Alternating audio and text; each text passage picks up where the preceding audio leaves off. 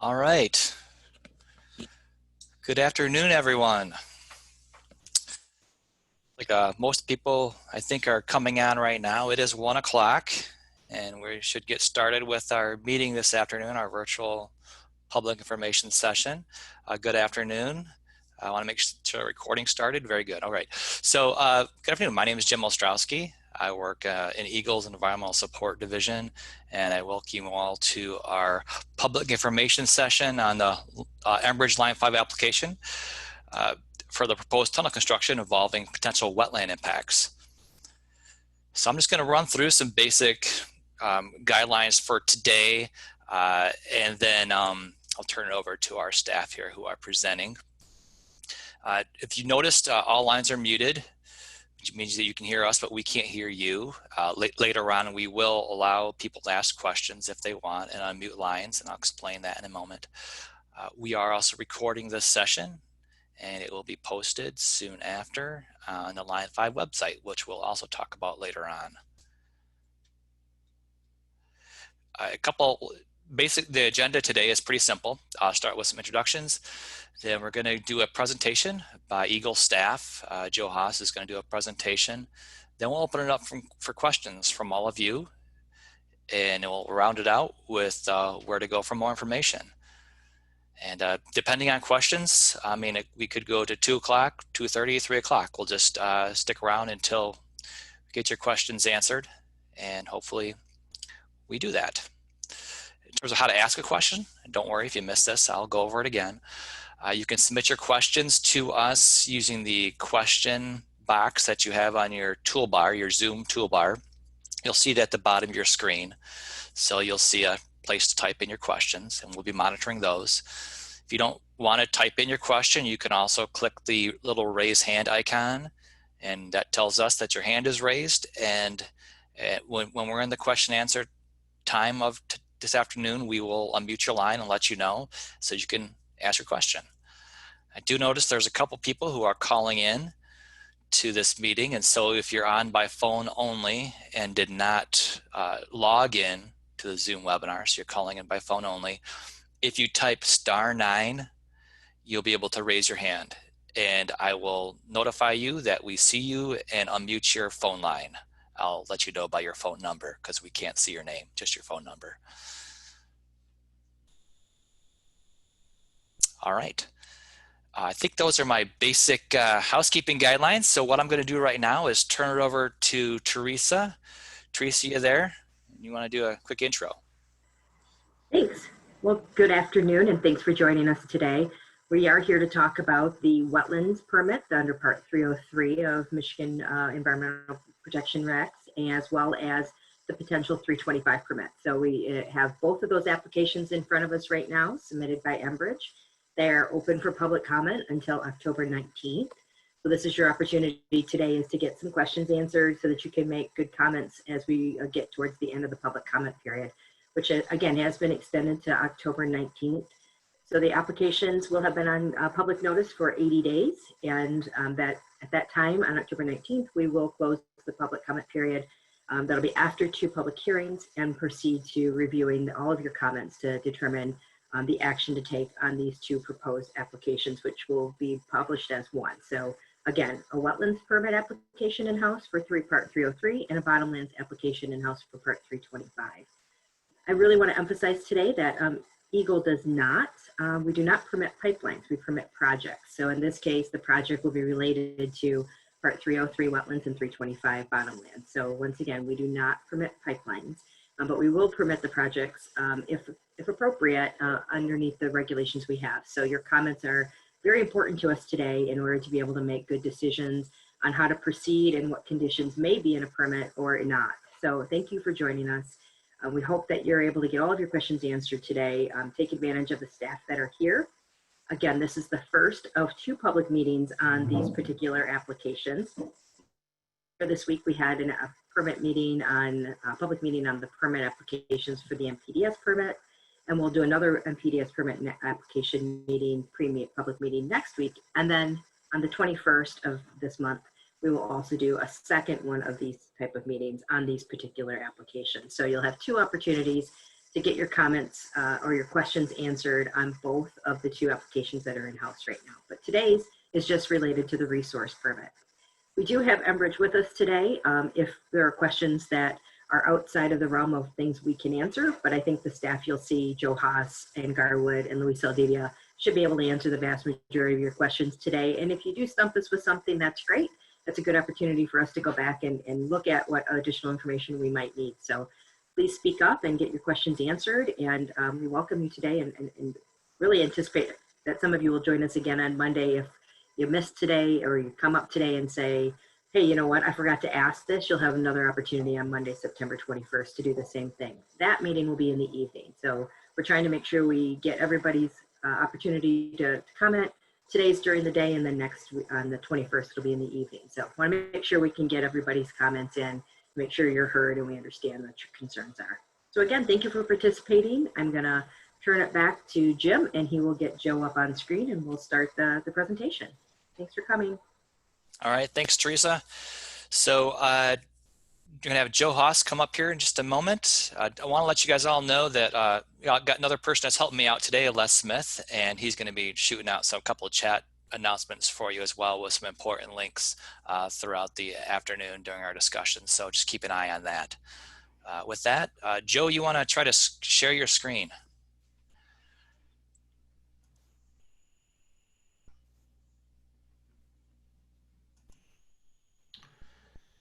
Yeah, so how's that? Can people see? No, we can't see it yet.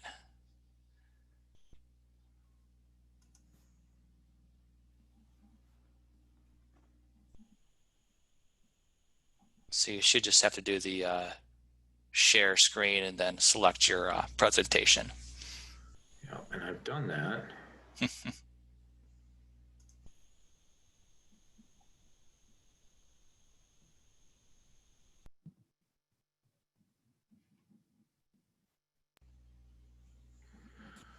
Still no luck? Nobody's seeing that? No, let me stop my share right there to see if you can try it now.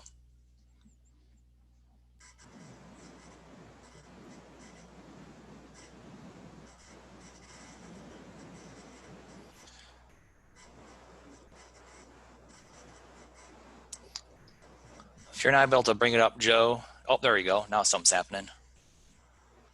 We got your desktop right now. Yeah. So if you, let's try that. there you go. Okay, now I see your screen or your slides. Is that the full view of the slides there? No, that's a presenter view. So if you want to just go, I need to go back.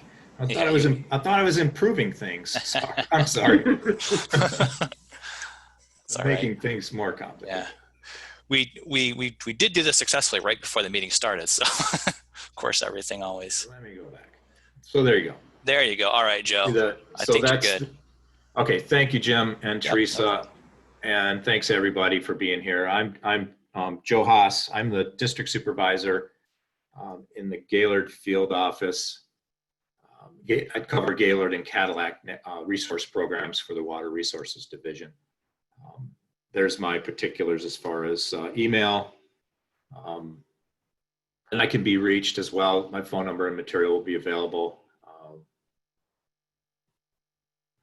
And I'd just like to get started. I think to get moving through here, I've got about 27 slides, I think.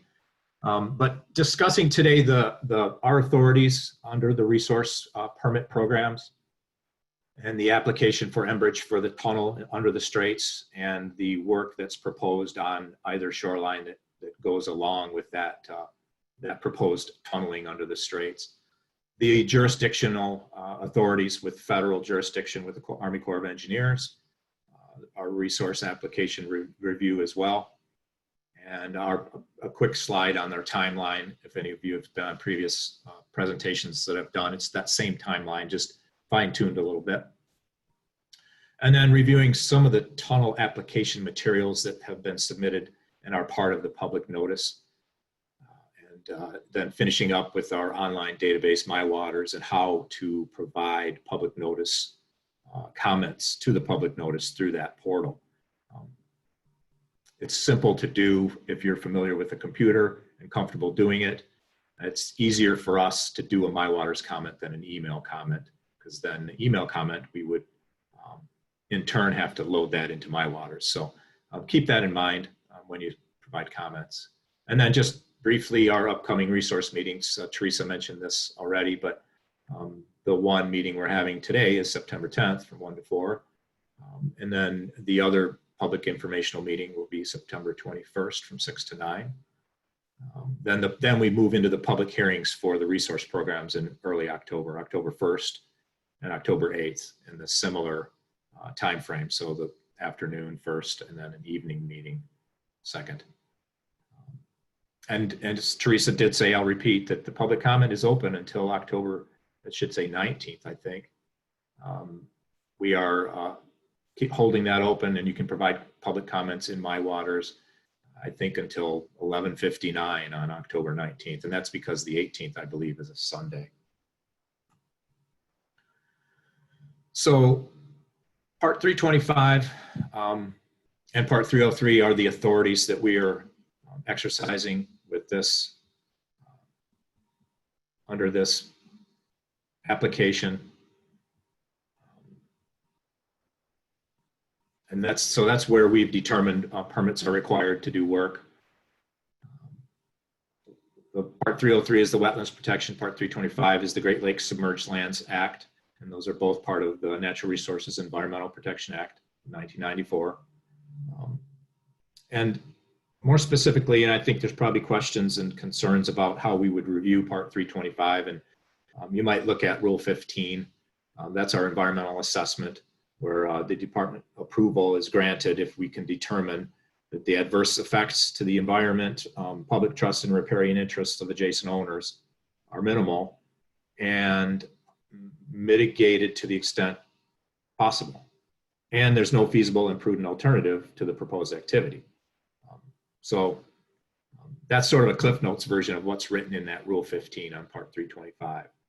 If you want to provide comments, you might look at that rule. Can help you get to the point of providing comments that are directly related to the statutes. And I think I'm going to call on you now. This looks like your the start of your stuff. So if you can take it from here.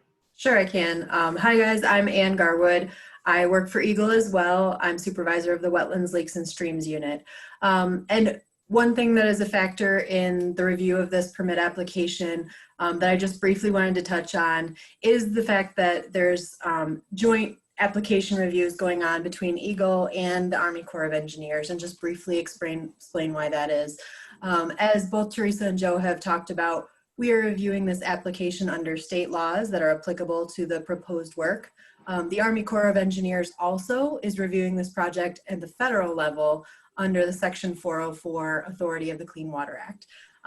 You might know that Michigan has assumption of 404 in much of the state, but in these coastal areas, sort of represented spatially here in the red, we do not have 404 authority. That's handled by the Army Corps of Engineers. So that's why this application is being reviewed by both the federal agency and the state.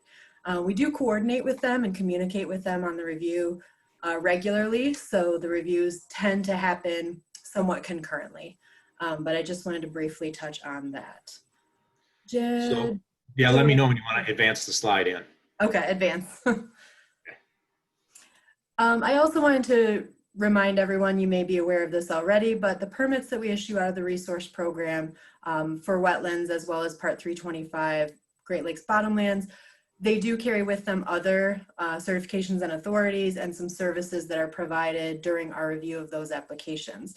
Here's just 4 of them that are relevant. There's a 401 Clean Water Act certification that comes with any permit that could be issued by our program under these statutes. The coastal zone certification is also part of our review, and if a permit is issued, would be a part of that permit.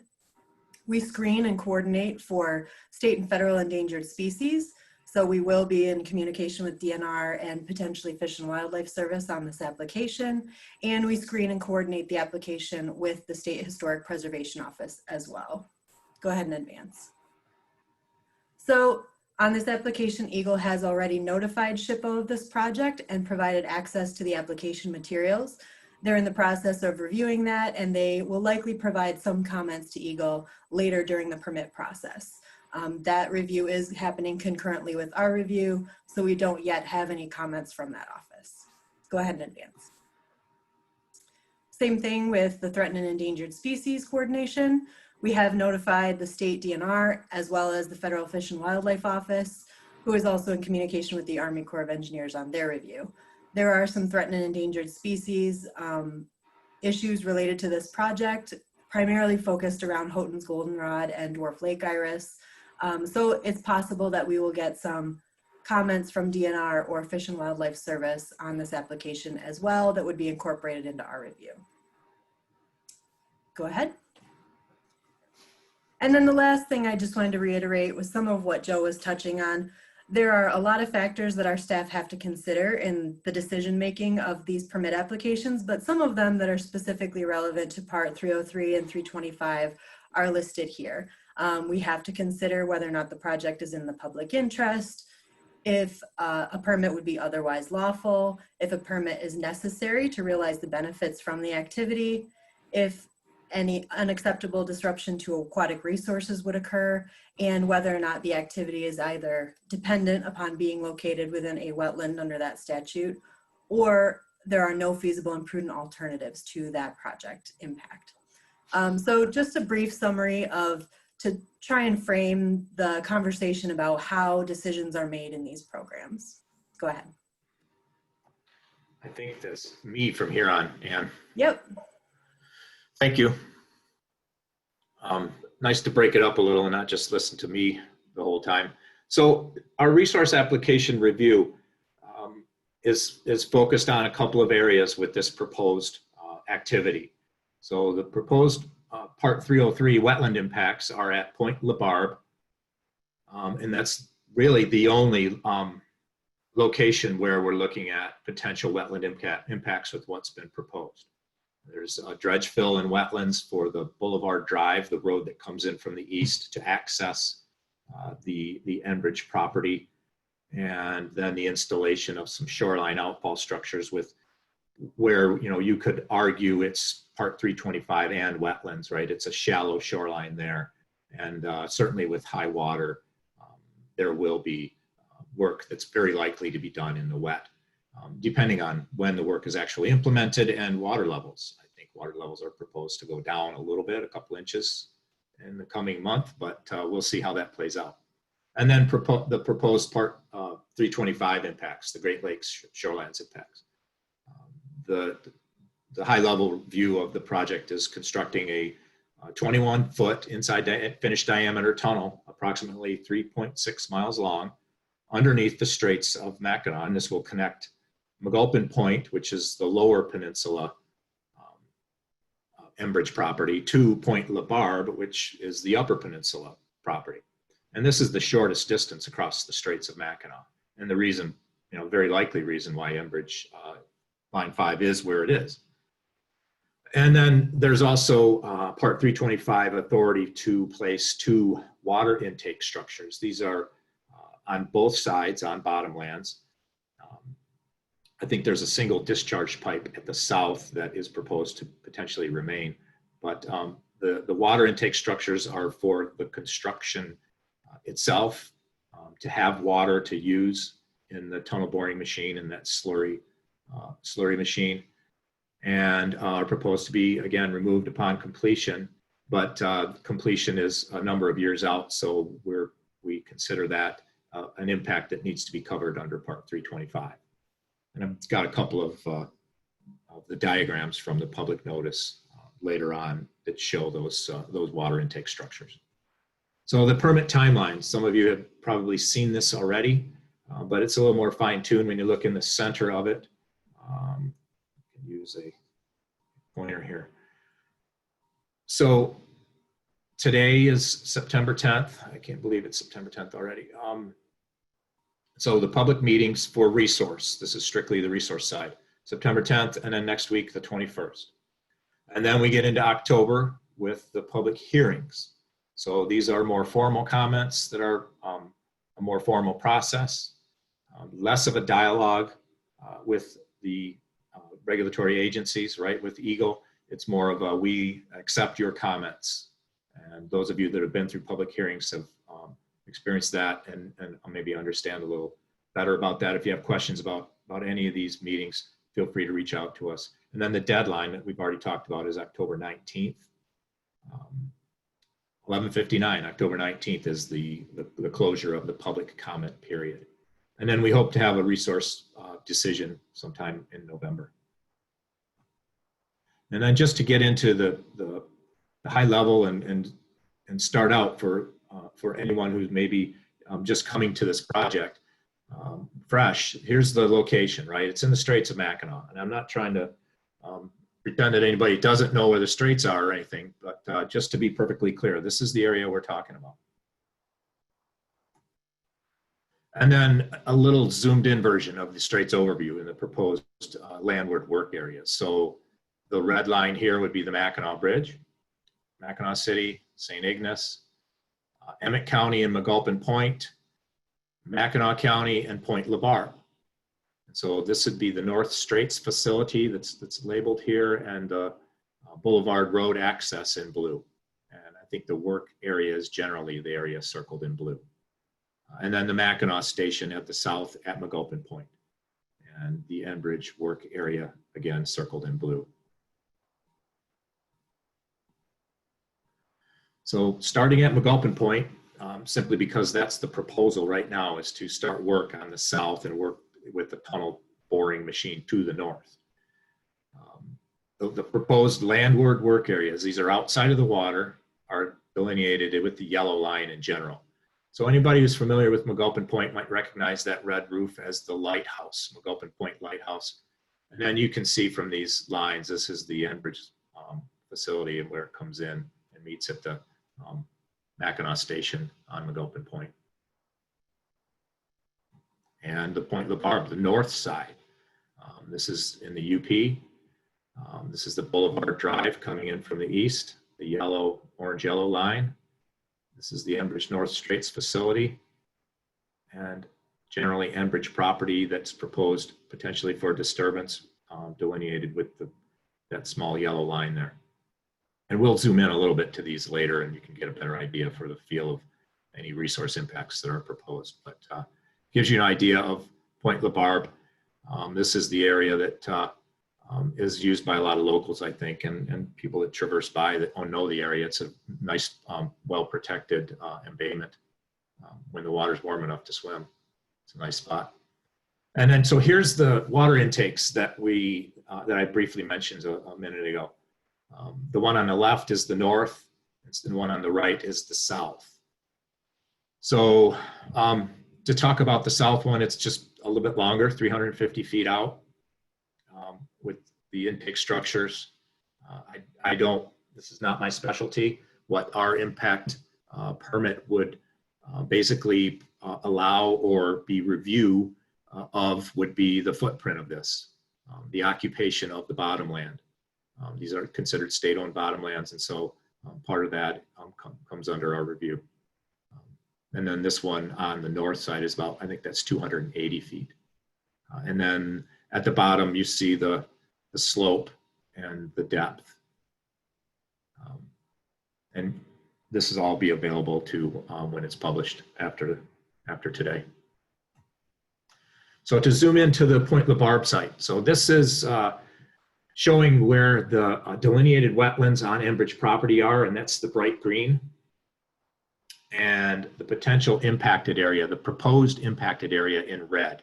So these are areas proposed for wetland fill or some work proposed in regulated areas. And this is largely wetland impacts is what we're talking about here.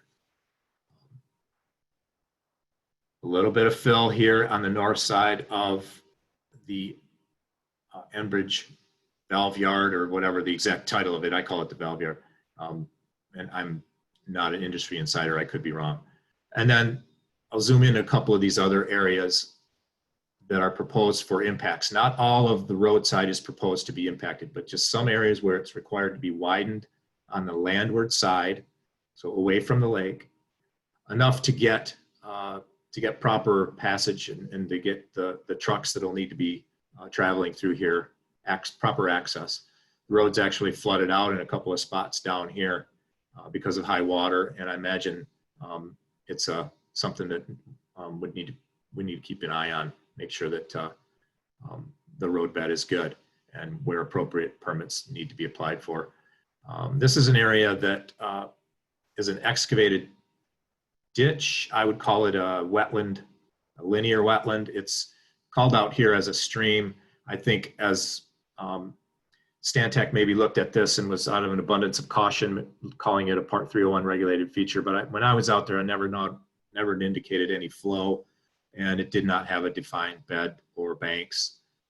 So it may change characteristic a little bit, but in recent history, it seems to be well flooded and maybe even dug a little backwards, a little deeper on the Enbridge side, and water doesn't like to flow uphill, it's a little higher there. And then zooming in. So here's the Enbridge Point LaBarbe station here, and the general fill proposed. A little bit of the access improvement here. Outfall number 2 at the currently unimproved boat launch. I think the boats get launched over here more than they would on this sort of a 4-wheel drive trail. And the outfall that, if you were on the NPDS meeting on Tuesday, you heard Tarek talk about these, and this is outfall number 3. So again, further to the east on Boulevard Drive, which is a gravel access drive, so some sort of slices of fill, if you will, with I think 13 maybe being the largest one.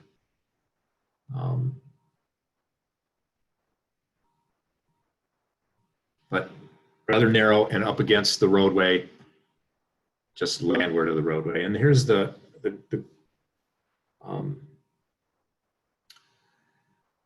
numbers for wetland fill that we were just looking at. So a total of fill of 0.13 acres. Not a great deal of wetland fill proposed. A little bit of that's temporary, but it's just been counted in here. It's pretty well limited to that road access, and then the little bit of the fill that's near the valve yard, as I said, and then the outfall structures. And so this is a new drawing that we were just provided, and which just provided this after the tribal consultation and a couple of meetings that we've had already, and individuals requesting some more detailed information on the geotechnical work. The geo report is, I think, over 3,000 pages long. And so this is part of the drawing that was part of that. It is the drawing that's part of that. There's another page, or maybe 2 pages, I think, a page at least, with a narrative, but this is excerpted from what was provided to us yesterday or Tuesday. I don't know, the week's running fast. So the overhead view is a little hard to see. It's a little bit dark, but this is the alignment. This is sort of the plan view, as we call it, but a bird's eye view, if you will, from the south to the right, moving to the north to the left, and showing where the geotechnical borings took place, where the circles with the X's on them are. And the southern launch portal is marked, labeled, and the northern receiving shaft is labeled. So it's kind of generally where the western line is right now. And then if you look at the cross section, so looking sideways at depth, the north again on the left, the south on the right. So the intention being to start at the southern end and use a tunnel boring machine to excavate for the tunnel and place the precast concrete tunnel pieces and grout it all the way across. You can see it's now proposed to be all in bedrock. I think that's potentially an important point to make. The overburden or the unconsolidated material is rather thick in the center of the straits, so to maintain it in bedrock. It's quite deep, 371 feet is what's marked here. But pretty well all into bedrock. And then for those that haven't looked at the public notice materials, and some of the material that I showed was that, but there's more than that in that actual public notice. You can go to this link. It's available, and I think it's probably being posted in the chat if it hasn't already.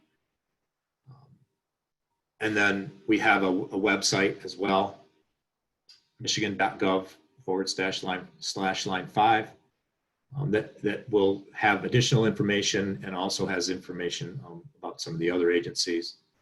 And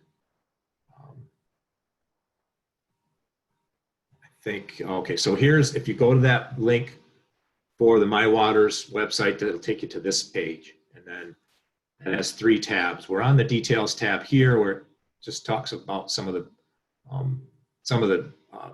details of the application. But to view the public notice documents, you would click on this Documents tab, and that would give you access to everything that was public noticed. And then if you want to add a comment, this is how we recommend you do that. And when you click on that Add a Comment, you can also upload materials, like if you had something in a PDF form or a Microsoft Word document, rather than having to retype it, you could simply upload it. And so that's really recommended. If you have that that degree of comments, something more than a couple of pages typed out, you can electronically upload that. So we certainly recommend that. It makes it easier for us to compile them and offer our review. And then just a brief slide. I thought I'd throw this in on commenting on proposed actions, because we hear a lot of comments on these large projects where people simply voice their opinion that they're against it. Or we hear a lot of comments from, I think, some of the industry insiders saying, we're for it, and we'll receive all comments. Any comments that you provide, we will accept. We don't reject any comments. They will be incorporated into the public record. But if you focus on the facts and our regulatory legal authorities, the laws and rules, in this case, Part 301, Part 303, and 325, for your comment, then it will help us in a better degree, right? If your comments can explain how you interpret and how you think this proposed activity either works or doesn't work for the regulations, right? And how it impacts our proposed decision making, that helps us, right? To just say yes or no, we don't tally the votes, right? It's not like that, where so many people say they're against it, so it doesn't get permitted. That's not the case. We really only have the authority to approve or deny, actions based on the regulations. So we need to go to statute and rules to find those. So just the fact that a group or an individual does not want a project does not mean that it does not get permitted. We will accept that comment, but it has limited effect on our decision making.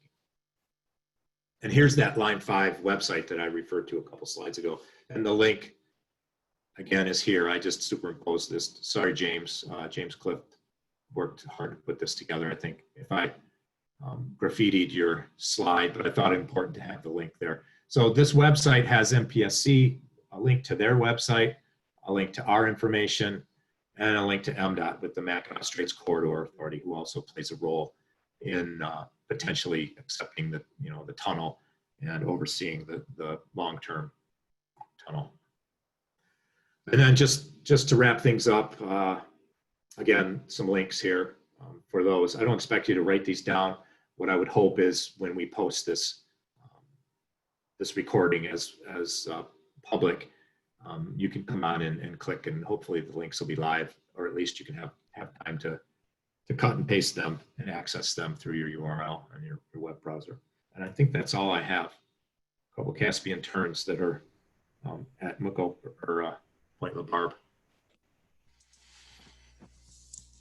All right. Thanks, Joe, for the presentation. I'm going to go ahead right now and share my screen back here so we can take it off yours. Stand by just a second. All right. Okay. All right, everyone. So right now it's time for us to do some Q&A. Before you have some questions that have come in through the question box. Before we do that, I'd like to introduce our EGLE panel, the people that will be answering your questions. So if EGLE staff want to just turn your cameras on, we'll go through and introduce ourselves. All right. I think, all right, good. So Teresa, you already spoke, but you just want to see who you are exactly? Hi, Teresa Seidel, Water Resources Division Director. Okay. And you know Joe, and so Ann? Hi, I'm an EGLE Water Resources Division Supervisor of the Wetlands, Lakes, and Streams Unit. We provide technical support statewide on review of applications like this. Okay, Luis?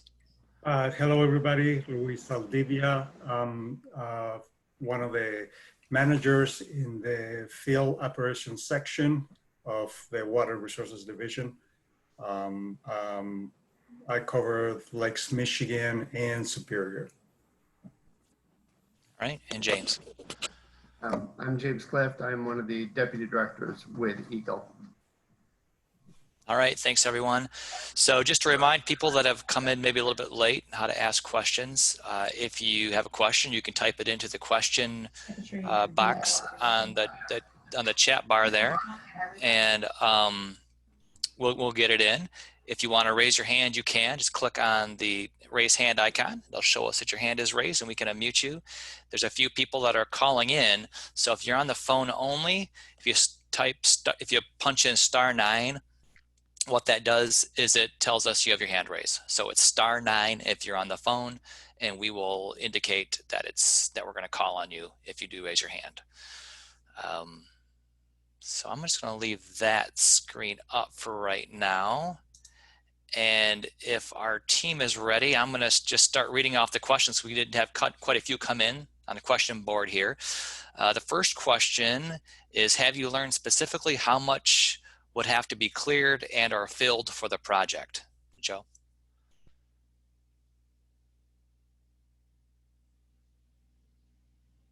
Sorry, I got to unmute myself. I'm complicating my life with all these buttons. Specifically, the amount to be cleared is rather small. What we're looking at is the wetland impacts, right? So we could go back to that slide that shows the boulevard coming in and the wetland delineation, but it's really not very extensive. The Enbridge is keeping most of the work within their existing footprint. So not extensive clearing. So exactly a number, I'd look at that wetlands chart. So it's not like there's a lot of say forested wetland that would be lumbered or something like that. That's not taking place. I think the impacts are limited to the wetlands. So 0.13. Okay, good. This person also asked, suppose another factor to take into account is the spread of invasive species via the vehicles and equipment. This would probably be a hidden factor. Have we looked at that, or how does EGLE look at that? Yeah, it's not. I wouldn't say it's a hidden factor at all for us. We typically would ask that vehicles that are being brought in, especially in Point LaBarbe in a spot like this, and Enbridge is aware of a small area of Phragmites that they've proposed to treat already. And that's probably exactly what happened is some equipment brought it in. These are areas that certainly need that sort of level of protection where we would ask for a aquatic invasive species plan, and that would include washing the equipment that would be proposed to be proposed to work there, making sure they're not bringing in seed stock or coming in dirty with soil that has that seed material in it. And there's other species as well that this whole region has to be mindful of. And so we would certainly have that in mind when we issue any sort of permit. All right, thanks, Joe. So going back to your discussion of how to submit comments, this person asks, is there a size limit for the attachment option? Because you're saying you could attach stuff. Yeah, that's a great question. Maybe 30 megs or something pretty big. I don't know, Teresa or Ann or Luis, I'm going to have to call a friend. You can get quite a bit uploaded into My Waters. I don't know what the exact size is, but you can also break the documents into multiple pieces too if needed, and that's sometimes the easiest way to overcome an issue if for some reason the size is too big. Just cut the document in half and upload it a couple times. Luis, do you have anything to add to that? I think we've had large, very large documents put into My Waters previously. It might take you a little bit more time, might be a little bit slower, but it will work. I think the only limitation may be if someone is trying to upload a significant amount of either photographs or charts, graphs with a lot of pixels, that type of thing. But generally speaking, you can upload quite a bit of documentation per se, Word documents, that type of thing without significant restrictions. If someone were to run into an issue, I will suggest they get a hold of us via email and we'll work with our IT folks to make sure that we can get that in. Right. Okay. Here's a person that's got a question about where things are located on the website. It says, please provide hyperlinks to where exactly EGLE is making available the recordings and the slides and other materials from today's session on the September 8th MPDS meeting and tunnel meetings that come to the proposed Enbridge Line 5 tunnel. One thing is if you look in the chat, I don't know if you've noticed in the chat on your toolbar, Les has sent out several direct hyperlinks to a lot of documents that you should be aware of. One of those is the one that Joe mentioned during his presentation that just came out this week, the geotechnical report, the summary. You can click right in that link and you'll be taken into My Waters where that document lives. You can access that. I believe everything else will be posted on the Line 5 website, correct, Joe? Generally, but I would tend, if you're looking to dig into, anything that's been published for public consumption in that file, I would go to the My Waters file. The State of Michigan Line 5 website is good, but it doesn't have, it's not My Waters. My Waters is our permitting database, so that's where you'll find more stuff in there. And honestly, I think we probably could stand to do an index of the titles and a description to help people find them because they're kind of cryptic the way they're named often. Even I struggle with it oftentimes. So that's a project that I hope to take on in the next couple of weeks here to get out to that website or to publish so the public can more easily access what they're looking for. Like if you're looking specifically for a document, sometimes it's named something that might make sense to the engineer that wrote it, or was named something to expedite getting it done, but no, it's not necessarily descriptive of what it actually is. So we'll work on that. But yeah, I would go to the My Waters website to see what's available for you to access, what's published. And then Jim, when the hearings are done, they go out for closed captioning, Yeah. correct? And then they are posted back out to our YouTube site. Yeah, so we'll post everything to our YouTube channel, and those will be, the recordings will be posted on the Line 5 site. So michigan.gov/Line 5. And I put on the screen, Joe, your slide with all the links, recognizing that those URLs are pretty long. So people don't worry about writing those down. I think what we'll do is after this meeting, we'll send an email out with the direct links for these for those who joined us. And also in the chat, you can access these files as well. There's direct links in there. I think you can copy those and put them in your browser now if you want to. So thanks for that. Okay, going back to submitting comments, this person's asking, what sorts of comments are merited? Kind of evidence, suggestions for added considerations in case and project carries through. Oh, suggestions for added considerations in case the project carries through.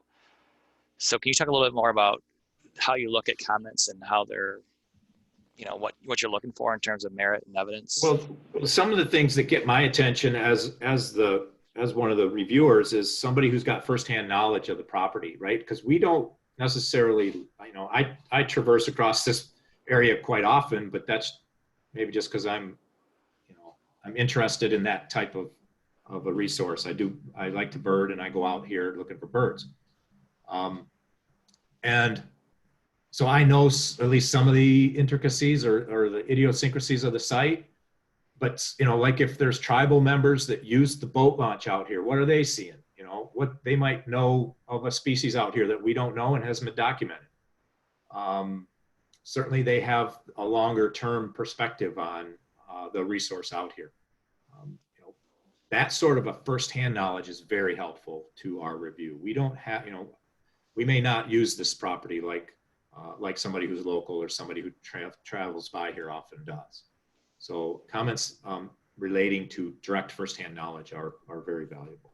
And then just, you know, I think the slide that I put up suggests that, you know, if we are looking for the material in Rule 15, which is the environmental assessment part of rules under Part 325. And that considers two things: adverse effects to the environment, public trust, and riparian interests of adjacent owners.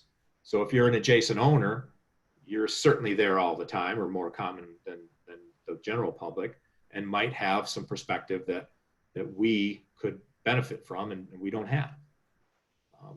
You may have ideas on how to mitigate impacts or what have you. And then the other part of that environmental assessment is feasible and prudent alternatives. It has to be consistent and reasonable for public health, safety, and welfare. So, you know, whatever those mean, I'm not sure those things are, you know, public health, safety, and welfare are defined in statute. I'm pretty sure they're not. But it's a reasonable, you know, it's sort of a, I heard Tarek discussing best professional judgment. So it's what's reasonable as far as public health, safety, and welfare. So that's part of the review as well. If you see an aspect of this proposal that you find unreasonable for public health, safety, and welfare, and see a feasible and prudent alternative, then please offer that. Now, remember, we're not looking at all of line 5. We're looking at line 5 crosses the straits and was proposed for what is proposed to be placed in a tunnel and the tunneling impacts, right? As Teresa said, we aren't pipeline engineers.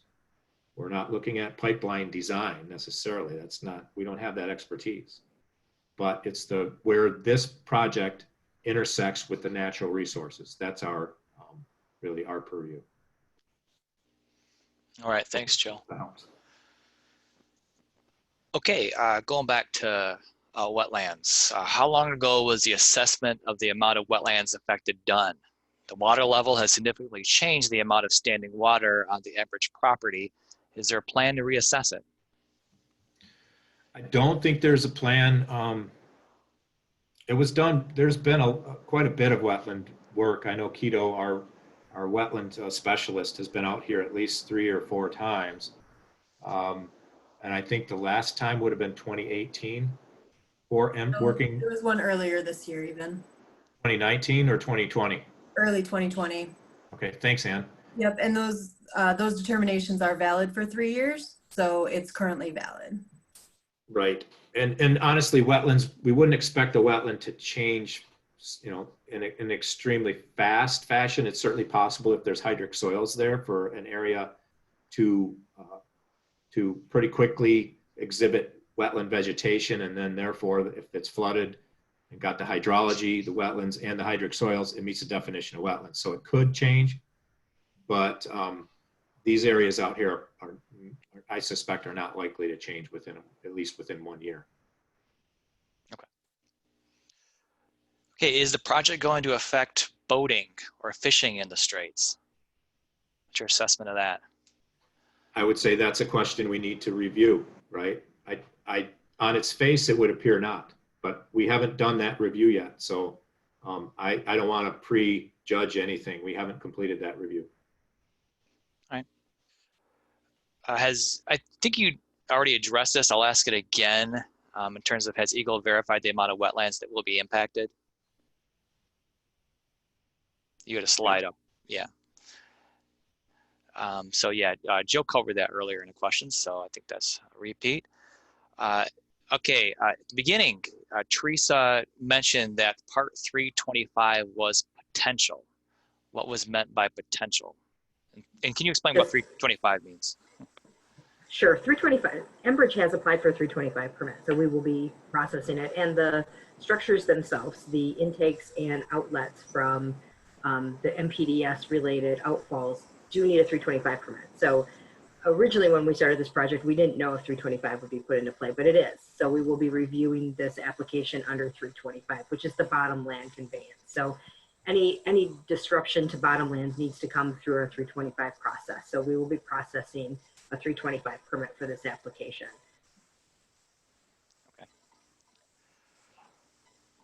Next question. I'm not sure how to answer this, how you answer this, but is there an environmental assessment that has been done by EGLE? We have not completed that yet, but that's part of Part 325 in our, and as I've discussed already, that's Rule 15. And so that's part of our review. We cannot permit something unless it passes that environmental assessment. Mm-hmm. Does the 0.13 acres impacted include any shoreline wetlands that may be impacted at the outfall points due to water velocity, fine silts that may not be removed in the treatment process, etc.?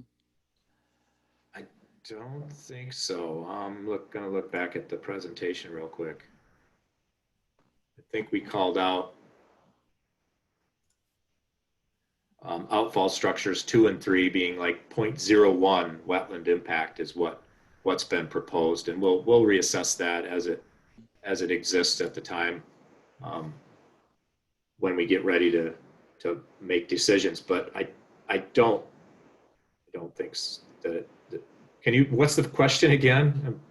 Well, it's does the 0.13 acres impacted include any shoreline wetlands that may be impacted at the outfall points due to water velocity, fine silts that may be and I would honestly suggest that it's these areas when initially they were looked at, they were probably dry, so they wouldn't have been like a high quality Great Lakes wetland shoreline habitat, right, with like with reeds and sedges and such growing, right? These are limestone shorelines that take a real beating because of the nature of their position in the landscape. So it's tough to get much vegetation to grow on them. And just the water has now completely covered what was formerly likely exposed. So I don't think we would say there's been a whole lot more wetland impacts now, and that those outfall points are major wetland impact sites, with, as proposed, being 0.01 permanent wetland impact for outfall number 2 and 3. I also think the question, if I read it correctly, is asking whether or not the wetland impact that has been described through the public notice includes potential discharge of fine silts from the treatment process in upland, and whether or not those impacts have been quantified. And I guess that's a good question. There's a presumption that there might be some silts or other material coming from the treatment process, and I don't think that's something that we need to address, number one. But number two, we had not envisioned that there would be an actual discharge of material through at the tail end of the pipe that could impact adjacent wetlands associated with the lakeshore. Right, and I think if we circle back with Tarek and his group from Tuesday, they discussed it, but it wouldn't pass the visual criteria if there was, you could observe there was a silty cloud coming out of these outfalls. That would be probably a violation of water quality. And if I remember, the outfalls are 30 feet and about 300 feet. And there's 2 alternative outfalls on the south shore, I believe, and then one on the north shore. And so they are significantly away from the wetland area. They're out into the straits themselves. Okay, next question. How in depth of a feasible and prudent alternative analysis will be conducted? Will EGLE consider alternative methods to transport commodities which would then avoid adverse impacts to the wetlands and bottomlands of the state? So here going back to the feasible alternative analysis. Yeah, and I'm not sure I'm prepared to answer that right now. I think it's possible we could look at some greater in-depth feasible prudent alternative analysis that has been provided. But I don't know that we're going to be able to get into different commodities. That seems to be out of the scope of this project as far as the application, what's being proposed. That was my thought. Reading this question, that's probably a little out of the scope of this application. I don't know if anybody else wanted to add to that. Okay. All right. Now, this person I think is referring to the geotechnical data report summary that we put the link for in the chat. They were asking if it was a summary that was posted the 7th of September. Is that correct? Yes, that's correct. All right. So And the that's just- GLTP profile is the summary of the geotech report that we promised to get from Enbridge a couple meetings ago now. So that was provided to us and then posted both to My Waters on the MPDS side, as well as to the Line 5 page, as well as to the resource side. So you can find that document regardless of which location you're going to, you'll find it. Okay. Will the project impact the designation of the dark sky park, and is that under the purview of EGLE? I don't think there's any expectation that it would impact the dark sky park. I think Enbridge has been mindful of that and tried to steer clear of it, other than there may be operations going on 24/7 at the site, but it's rather to the east, right to the east of the dark sky park. So I don't think it would impact the designation. That's just my seat of the pants assessment. Did somebody else have something to add? No, I agree with you, Joe. I don't think it impacts it at all. And EGLE staff from our Great Lakes Management Unit do participate in that project. So if you do want more information on that particular project, you can reach out to Rick Hogerlove, my staff, and he can get you in touch a little bit more with what's happening there, because they are expanding or working to expand that park. So, but I don't think this would have any impact on that designation. Yeah, if the person that asked that question wants to shoot us their email, we'll get you the contact at EGLE here, who to talk to. When will the EA, environmental assessment, be shared with the public? Well, that's in our decision document. So when we get through making our decisions, that's part of the materials that would be available afterwards. It's not like it's a separate document that we publish, like MPDS might publish a draft permit. We don't. It's not typically how we would function. It's not part of our process. Okay. Where in the entire project review is there a look at the actual crossover of the piping to the tunnel and removal or abandonment of the old piping and potential impacts to the lake and wetlands during that part of the project? Interesting question. Yeah, it's a good question. I think that the abandonment or removal of the old piping is certainly contingent upon new piping installed and functioning, and so it wouldn't take place until then. And that's been discussed conceptually. We certainly don't. I say this all the time: don't leave your junk in the lake. Right? If you're no longer using something, it should be removed. If it makes sense. If it makes sense environmentally, if you're not going to cause more disturbance or a hazard by removing it, it should be removed. As far as an entire review, looking at the crossover, we don't have that, other than you could look at an aerial or much of the material that's been published. There's been different overhead views of both the borings and the pipeline there, or there's a lot of material on historic permits for the anchors that show where the pipeline is, and overlay that with what's just been proposed and what you see today in the plan view, and see where there's crossover.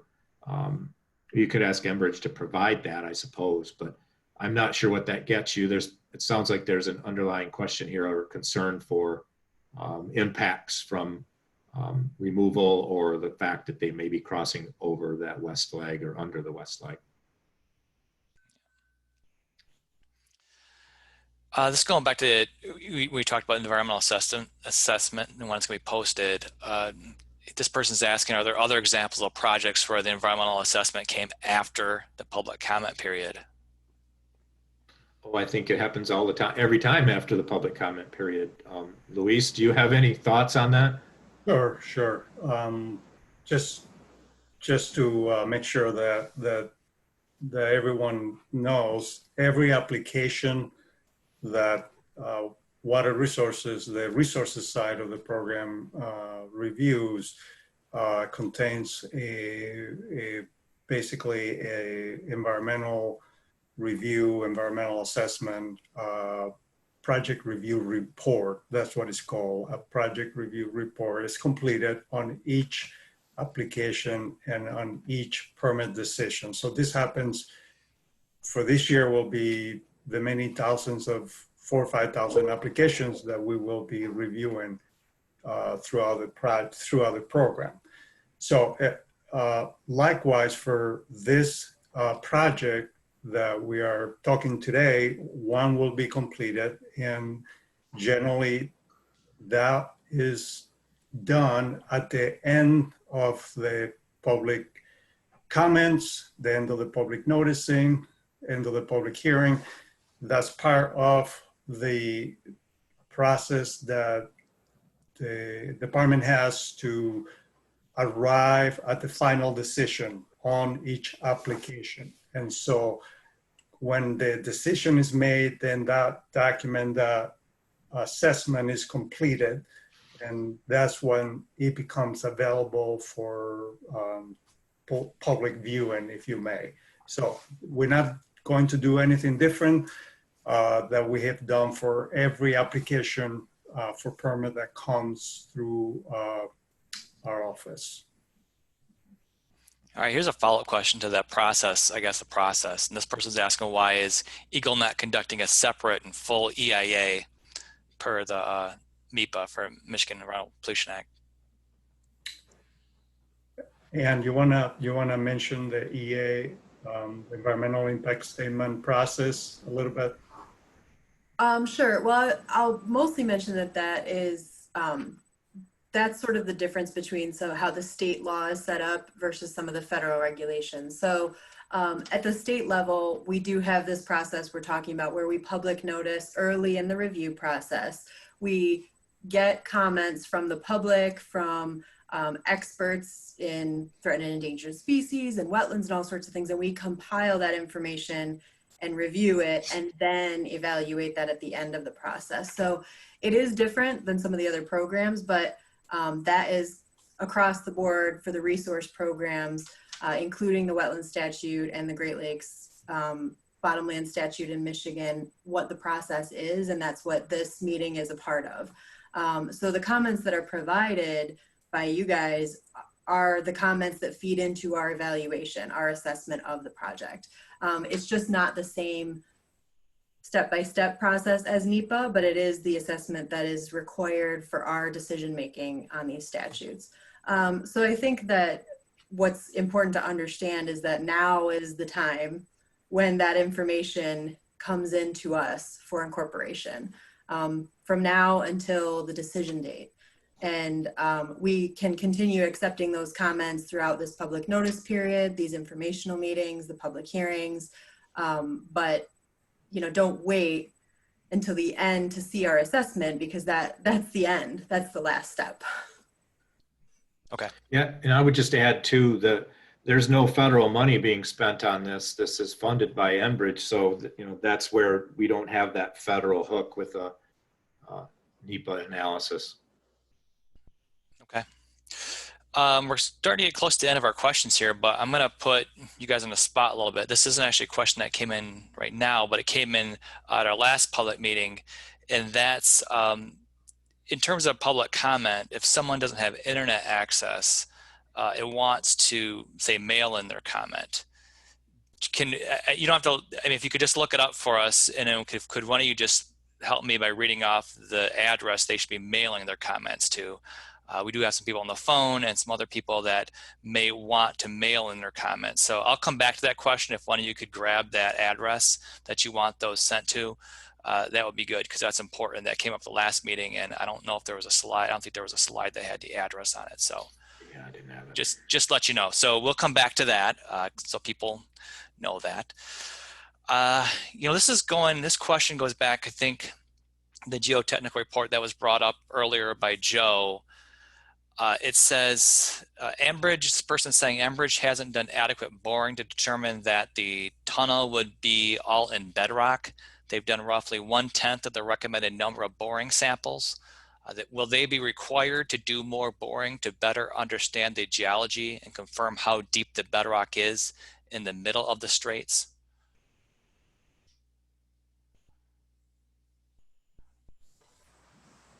So I guess I'll try to attempt to answer that question. Thanks. So again, we are, what's in front of us right now is we're not permitting a tunnel.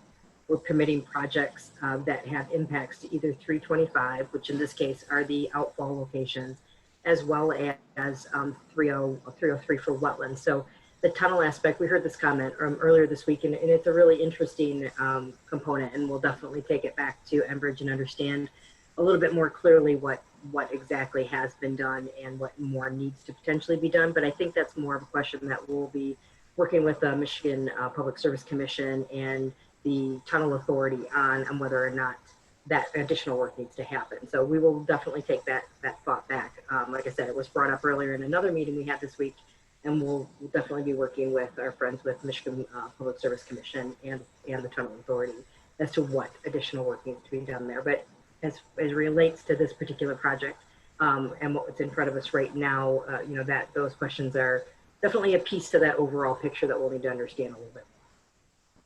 Okay. All right, we're come up to some of our last questions here. Has the amount of light pollution from the site been analyzed in relation to the dark sky park? And I don't know if that's really even in part of the scope of this permit application at all, or is it? I don't know that it is, but I suspect Enbridge has been mindful of that. It's been brought up continually during the planning, and I know they were trying to make certain they didn't impact the dark sky park. It's not been something that's been ignored. Maybe it's something we need to really bird dog and keep an eye on. But I don't know that we directly have authority over it, honestly. But I think Enbridge wants to be a good neighbor. With any luck, we could, if there's, I don't know, baffles, they need to put on some lights or something to keep it from causing a problem for the dark sky park. That's a creative solution. But again, I'm not clear that we have authority over that. But we would certainly try to make sure we could communicate that, and they are on the line listening. So. Okay, I'm not seeing any more questions related specifically to the permit application we're talking about. A couple questions came in about the feasible and prudent alternative analysis, but we already said that's not really part of this application and what we're talking about here. So that's kind of out of the scope of this. So I'll do a last call for anybody that's got a question to type it in or raise hand. And reminders for those on the phone, just hit *9 if you want to ask a question, because of course you can't type your question in if you're on the phone. I had on the screen a little bit ago some details on where you can find additional information. I don't know, Joe or Anna, but did you guys find the address? I'm sorry I put you on the spot, but I just put it in the chat. Oh, good. Okay. And I'm going to, just because we've got people on the phone that can't see the chat, I'm going to read that off. So if you wanted to mail in your comment, you're going to send that to the EGLE Gaylord District Office. And the address for the Gaylord District Office is 2100 West M32, Gaylord, Michigan, 49735-9282. Again, the address is 2100 West M32, Gaylord, Michigan, 49735-92. And well, this person's asking, again, Teresa, maybe you can answer this. Going back to the prudent alternative analysis, could you clarify where the analysis falls in terms of the whole process, and could you clarify where the reasonable prudent alternative analysis falls into this whole process? If not here in this application overview, where in the process? I don't know if James or Teresa can answer that one. I can jump into it here. Okay. I think you go back to Joe's presentation, and going back to Rule 15 under Part 325 is where you want to focus. And that does ask the department to look at, is there a feasible and prudent alternative to the proposed activity? And the department will accept any and all comments that go to that question. That's a determination the department will be making.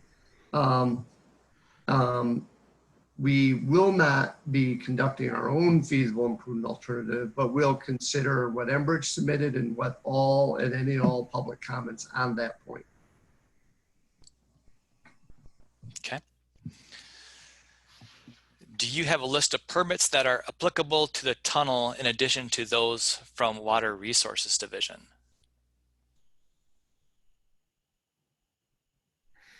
So I don't know.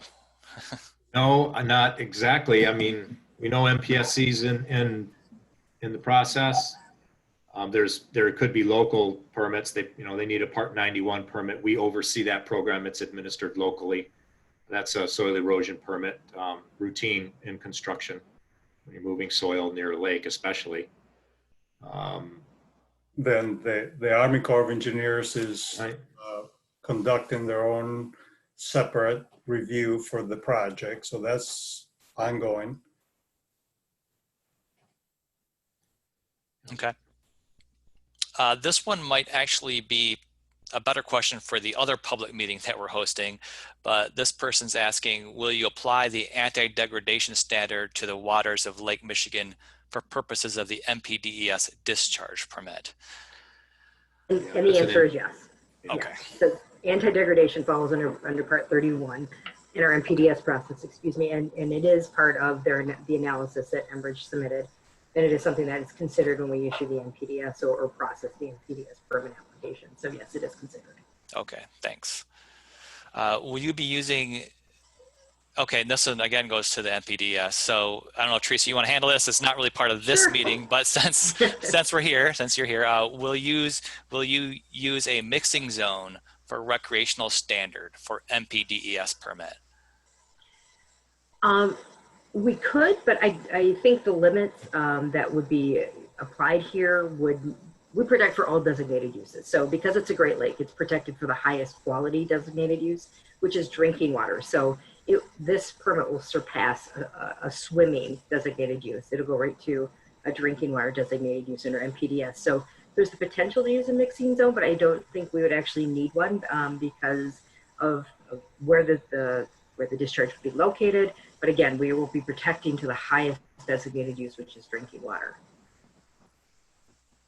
All right. Okay. Looks like we've made it through our questions that are coming in, and I'm sure there might be one or two that still come in because whenever I say that, we usually get a couple more. But I'm going to start wrapping up here a little bit. So I want to make sure people know about the other public meetings that we're hosting. And let me share my screen again. So resume share. Okay. So public meetings, we hosted one on the 8th on the MPDES permit application. We'll be hosting another one on the 15th at 1:00 p.m. So if you missed the one on the 8th, and so that's different than in this application, which deals with the wetlands and bottomlands impacts. The other one's the MPDES permit application. So a second public information meeting is going to be on the 15th at 1:00. So today at 1:00, we held the meeting on the potential impacts to wetlands.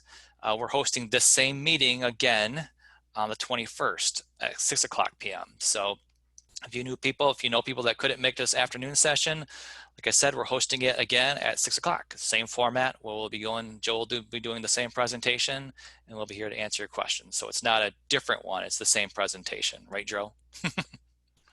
Yeah.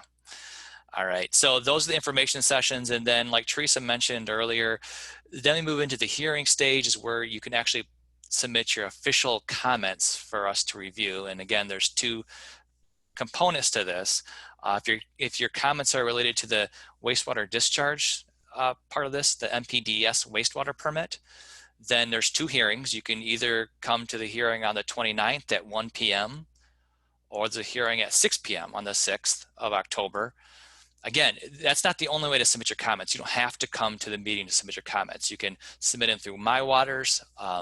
There's a mailing address you can send it to, all sorts of different ways. So you don't actually have to be there, but this is for those people that want to actually voice their comments during an official hearing. Also, if you want to make comments for the stuff we're talking about today, the proposed impacts to the wetlands and bottomlands, we're hosting two hearings for that as well. So October 1st at 1 p.m. and October 8th at 6 o'clock p.m.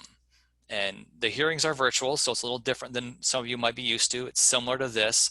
We don't answer questions. We open it up and we listen to you. That's where you're giving an amount of time to either voice your comments or type it in, and we take them for the record. But it will be like this in Zoom, where you'll come on and have that chance. We'll call your name and you can open up your mic and you can voice your comment to us. Okay, that's all my slides.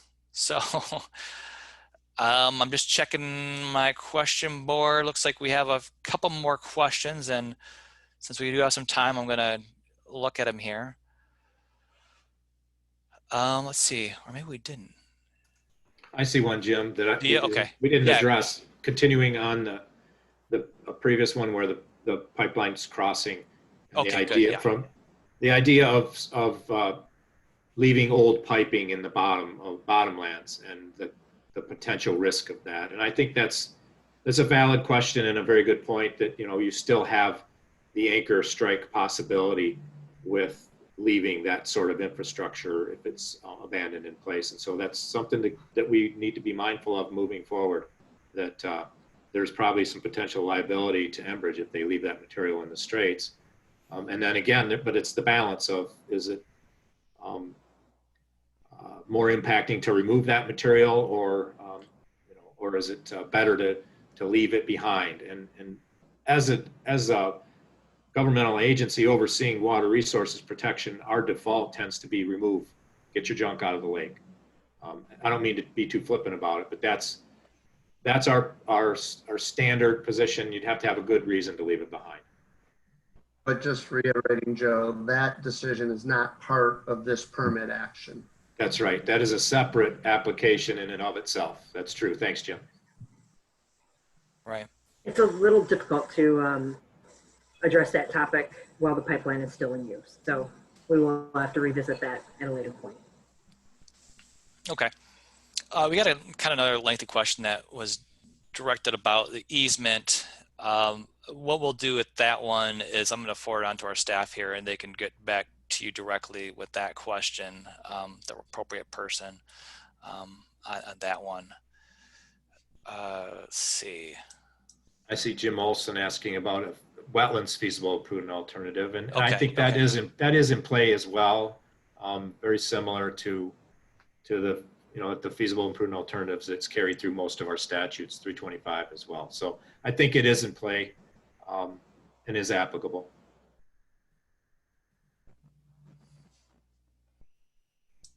Okay, is there anything else you guys see or want to address before we start to wrap it up, Joe? No, I think looks like we've covered it. Okay, good. And hopefully you all saw in the chat a bunch of the links we sent out. Check those out. Those are the direct links to a lot of information regarding, there's a FAQ in there too you might want to check out. It's pretty good. Teresa, Joe, did you guys want to have any parting comments, I guess, before I wrap it up? Just thanks for participating, and keep the comments and questions coming. We welcome them. It definitely helps us make good decisions when we have good input from the public. So we do welcome that, and we look forward to your formal comments during the hearing process. But any additional comments or questions we can answer, we're happy to do so. But please keep them coming, because it does help us make good decisions. All right. Well, thanks everybody for joining us. Like I said, we did record this public meeting and we'll share it as soon as we can on the Line 5 website. Also on our YouTube channel, you'll be able to find it.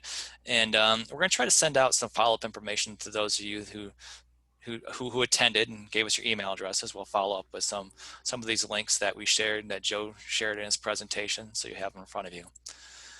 Thank you all for joining us, and have a great rest of your day. Thank you. Thank you.